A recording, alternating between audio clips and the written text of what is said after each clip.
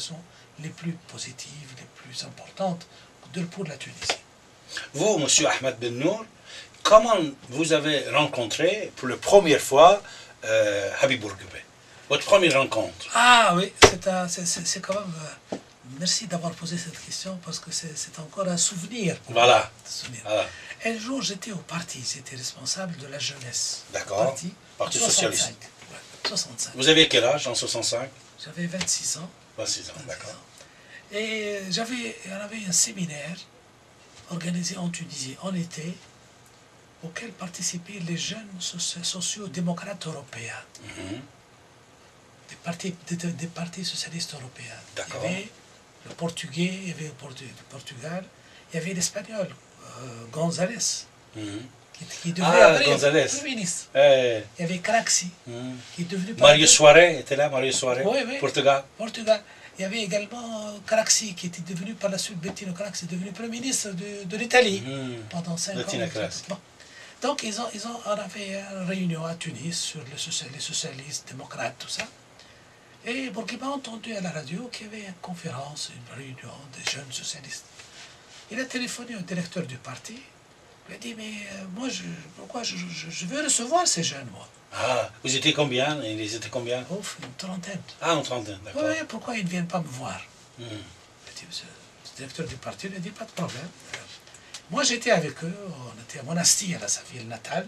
C'est là où il prend ses vacances, en août, en juillet. Et j'étais avec la délégation. Juillet 65. 65. J'étais en train avec la délégation, en train d'attendre pour qu'ils nous reçoivent. Et quelqu'un vient du protocole, me dit, c'est vous, M. Benoît? Je lui dis, oui, c'est moi. Le président veut vous voir, vous, en tête à tête, vous d'abord. Vous étiez responsable du groupe, de séminaire. Je monte, il était en pleine forme en 65. Il était bronzé, les yeux bleus, pleine forme. Assieds-toi, il m'a dit. Tu as fait des études où, toi? Je lui ai dit, tel lycée, tout ça, la faculté de droit. Tu viens d'où? Je lui ai dit, tu viens de Sud, Tunisien. Et tout ça, qu'est-ce que tu as fait? Pourquoi tu es militant au parti? Il m'a mitraillé de questions. Ah, d'accord. Je vous assure. Une centaine de questions. Qu'est-ce que tu as fait? Pourquoi ils sont venus me voir, ces gens-là? Qu'est-ce qu'ils veulent, la Tunisie? Qu'est-ce qu'ils ont visité? Il a voulu me cuisiner. Il a voulu savoir ce qu'on a fait, ce que j'ai fait, comment je réagis, comment je réponds aux questions, pour voir un peu mon degré de solidité et de vigilance. Et moi, je suis rentré, je suis sorti très inquiet. Je dis, qu'est-ce qu'il a dû entendre quelque chose contre nous? Toutes les questions, ça vous a douté. Voilà. Finalement, le lendemain, il y a eu une réunion du Conseil des ministres. Il vous a reçu en totalité ou non? Et si, il a reçu. Il a voulu un voir grand tout le monde. discours. Il s'est attardé, il nous a tenus à déjeuner, tout ça. Oh là là, c'était toute l'après-midi avec nous, avec les jeunes. Et alors, le lendemain, il y avait un conseil des ministres. Un ami qui était ministre a assisté. Il a dit alors, mais hier, j'ai reçu un jeune Tunisien. Oh, magnifique, M. Benour, ça. C'est un bon gouverneur, futur gouverneur. Futur gouverneur? Oui, j'aime avoir des dizaines comme ça. Ah. Je demande à tous les ministres de prendre dans leur cabinet des dizaines chaque année pour les former. Je veux voir des jeunes comme ça, bien habillés, bien mis, parlant bien, du sud, du nord, tout ça. C'est ça la vraie Tunisie, c'est l'espoir de la Tunisie. Bravo, bravo. Et c'est comme ça qu'ils détectent les gens. Ah. Depuis, je suis sous surveillance. Ah. Depuis, il me suit. Là où je suis nommé, tout ça, il suit un peu tout ce que je fais. Jusqu'au moment où je suis devenu vice-ministre de la Défense, tout ça. Donc, quelqu'un qui cherche et qui détecte les cadres. Et contrairement à ce que véhiculent certains charlatans et certains politiciens, il ne pense pas aux gens de son village. Il est heureux de trouver quelqu'un du Sud ou quelqu'un du Nord. Parce que lui, il considère que si au pouvoir, tout le monde est réuni, la Tunisie ne connaîtra pas de guerre civile. Il a toujours peur que la Tunisie tombe dans les divisions. Les divisions qu'a connues la Tunisie auparavant. Bien sûr. Auparavant, la division, la guerre civile et tout ça. Donc il a toujours peur de ça. Donc il a toujours veillé à ce que dans le gouvernement, dans les instances du parti, que le pays soit bien représenté. Et que les meilleurs prennent place. place. Alors, après cette délégation que vous le présidez, Et après votre rencontre avec Bourguibet, le premier poste que vous avez eu, c'était quoi?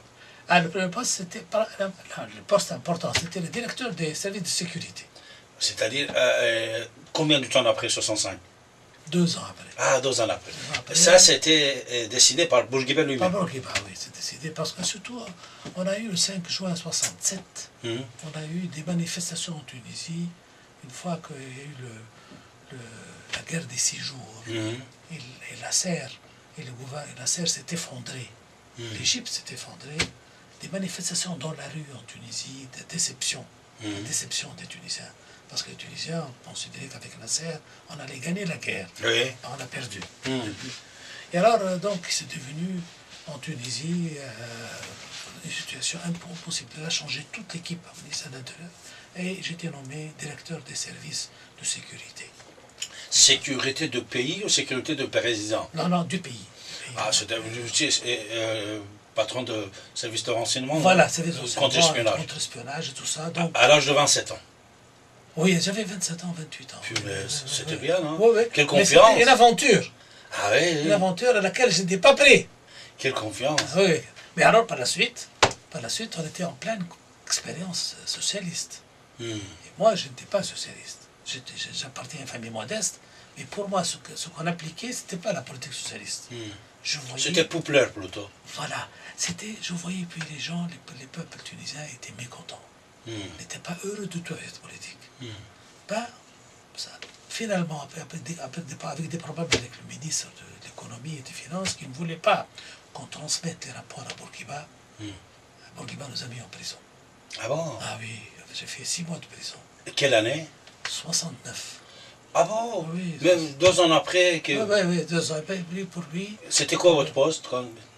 C'était directeur de service. Vous étiez directeur de service? Oui, il a dit, non, je ne peux pas accepter ça. Moi, je ne veux pas. Je vous ai nommé pour travailler, pas pour créer des problèmes avec le ministre de l'économie. Ah, d'accord. Voilà, il n'aime pas ça.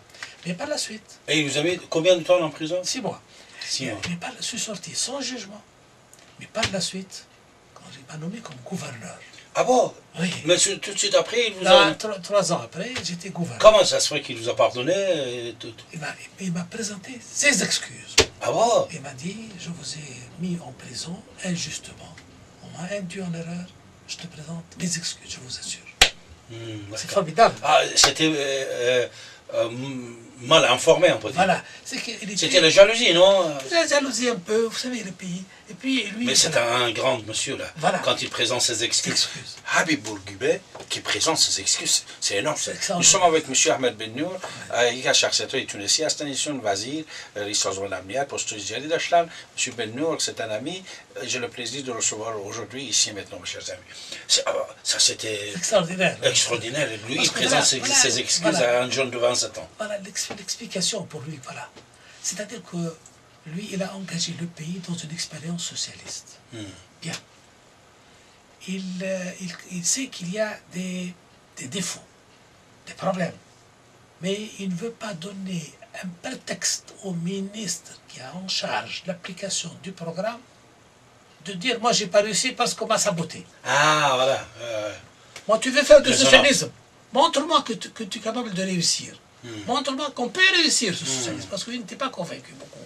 Ah, il n'était pas convaincu. Pas trop. Mais, bon, tout le monde est socialiste. Je suis socialiste. Allons-y. Pouvons réussir. Allons à la réussite.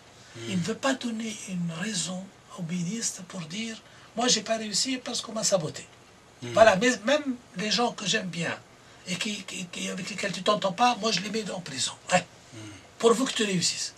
Et avec ça, il n'a pas réussi. Et c'est pour ça qu'il l'a enlevé. Ah, il l'a enlevé. C'était qui? C'était Ben Salah. Ben Salah. Alors, vous étiez presque un enfant, fils de Bourguibet, mais après vous, il y a Zainul Abidine Ben Ali. Comment lui, il s'approchait à Bourguibet? C'est-à-dire que... Parce qu'il était son ministre de l'Intérieur. Oh oui, en 86, mais 30 ans après l'indépendance. Ouais. 30 ans après l'indépendance. Il y a eu des péripéties. Lui, il était directeur de la sécurité militaire. Ah d'accord, directeur de la sécurité militaire, oui. C'est un militaire alors? C'est un militaire, lui. Militaire. Et moi, je l'ai connu quand j'étais vice-ministre de la Défense. Ah d'accord. Je l'ai connu comme directeur de la sécurité militaire. D'accord. Et... vous avez eu des différences